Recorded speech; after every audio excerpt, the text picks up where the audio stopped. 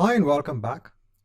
Now in the next chapter, we are going to see how to work with tables and work with data in a SQL database. So far we have gone ahead and set up a database server. Now we're going to go ahead and work with these statements with our Azure SQL database, which we had defined in an earlier chapter. Now, before we actually go into working with data, just a few concepts.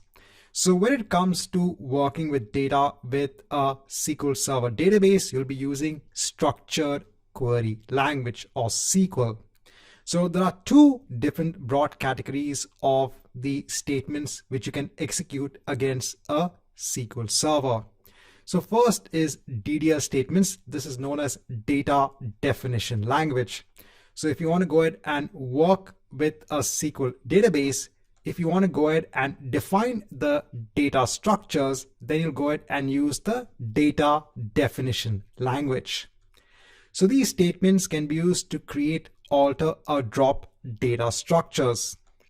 So for example, if you want to go ahead and alter a table, you'll go ahead and use the alter statement. If you want to go ahead and create a new table in a database, you'll go ahead and use the create statement. If you want to go ahead and drop a table, you can go ahead and use the drop statement. Now, similarly, you also have DML statements. These are known as data manipulation language statements. So these are used to work with the data within the database itself. So you have the insert statement. This is used to insert data into a database table. You have the select statement. This can be used to query for data from within a database table. Then you have the update statement. This can be used to update data from within a database table. And then you have the delete statement. This can be used to delete data from within a database table.